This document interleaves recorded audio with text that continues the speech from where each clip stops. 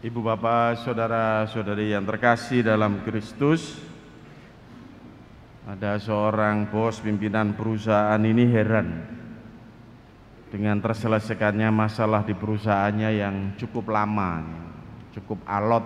Dia sudah usaha nego mengirim orang-orang yang menurut dia bisa dipercaya dan bisa nego dengan karyawan bagian produksi. Ya, pembicaraan selesai satu, besoknya ribet lagi. Katanya sudah ada sepakat, ribut lagi gitu. Ini setelah satu selesai masalah ini, dia tunggu-tunggu, jangan-jangan ribet lagi gitu. Ternyata enggak ribut, memang sudah oke. Dia memang titik terakhir dia itu akhirnya nyerah. Dia hanya mengirim seorang ibu administrasi yang di kantornya yang telah setia puluhan tahun mengabdi kepadanya, bekerja dengan dia sejak awal perusahaan dimulai. Ibu itu ajak ngomong, coba ibu yang aja yang maju dengan karyawan ya. Dan itu yang ternyata menyelesaikan masalah. Setelah berapa lama itu dia ketemu dengan para karyawan, beberapa mengatakan, kenapa kok enggak ada masalah ini sekarang bagaimana? Ya, ibu itu sudah mendengarkan keluhan kami. Apa yang kami keluhkan itu, ibu itu sungguh-sungguh mengerti penderitaan dan perjuangan kami di perusahaan ini. Bukan kami tidak percaya dan tidak setia Pak pada perusahaan, tapi ada yang keluhan-keluhan yang memang tidak bisa terpahami dan hanya ibu itu yang bisa memahami. Ibu bapak, saudara-saudari yang terkasih dalam Kristus, hari ini kita merayakan Maria diangkat ke surga. Itu bukan karena prestasi hebat, tapi karena memang Maria ibu yang layak diteladani dalam kesetiaan pada karya keselamatan Allah. Seorang ibu yang setia, setia bukan setia untuk hanya sekedar janji, tapi setia untuk peduli itu. Dia mau setia disertai kepedulian. Dan itu kita bisa melihat bagaimana Maria sejak awal mengatakan fiat mihi secundum verbumtum, terjadilah padaku menurut perkataanmu, kepada malaikat Gabriel itu. Dan itu terus dijalani. Apa yang dikatakan itu terus dijalani. Setia kepada bayi Yesus, setia pada perjuangan kehidupan anaknya ini ya. Bahkan sampai wafat di kayu salib, Maria setia di bawah kayu salib. Bahkan pada saat anaknya ini bangkit, dia tidak meninggalkan para rasul sebagai murid-murid anaknya, maka dia setia terus. Dia tahu mendampingi. Maka peristiwa Pentakosta itu menunjukkan Maria hadir di situ juga. Bagaimana rahmat kesetiaan inilah menurut saya itu yang selayak sungguh bagi Maria untuk kemudian diangkat ke surga. Dan hanya Gereja Katolik ini yang sungguh memiliki dogma Maria diangkat ke surga sebagai penghormatan kepada Bunda Maria yang layak untuk diteladani gitu. Ibu bapak, saudara-saudari yang terkasih, kesetiaannya yang paripurna karena kesetiaan yang penuh dengan care ya, dengan kepedulian.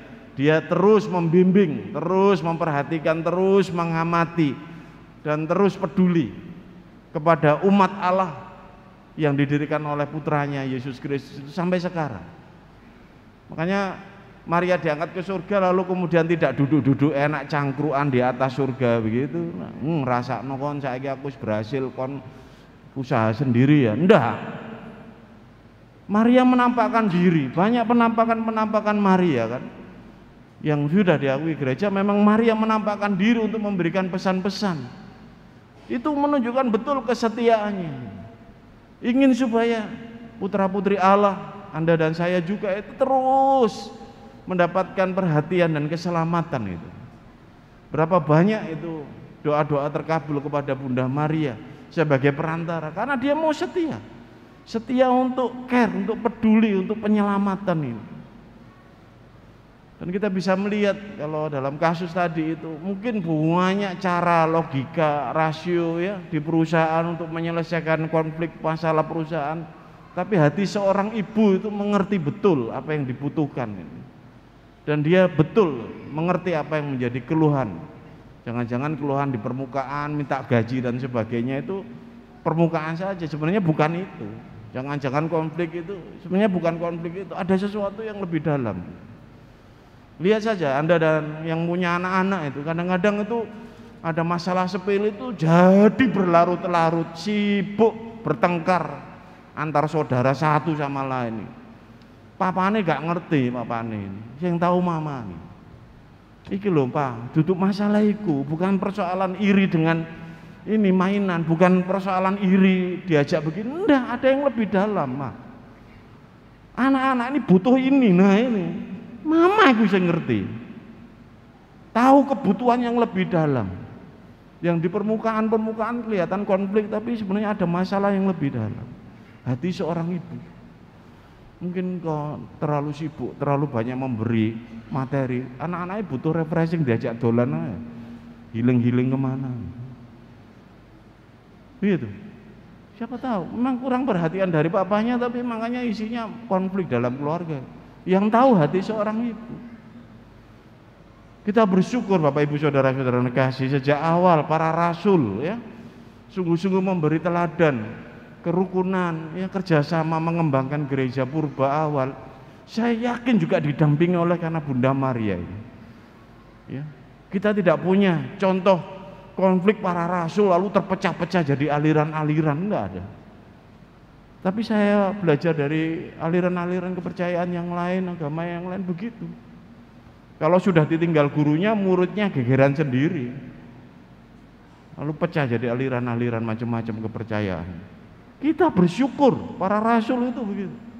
Pasti saya yakin bukan hanya para rasul, tapi ada Bunda Maria di situ yang sungguh mengerti kebutuhan yang paling dalam untuk pengembangan jemaat putranya yang terkasih. Nah, Bapak saudara-saudari yang terkasih, kita dipanggil kalau Maria diangkat ke surga, menurut saya karena dia layak untuk menjadi teladan soal kesetiaan dan kepedulian ini terhadap apa yang memang sungguh dipercayakan kepadanya ini.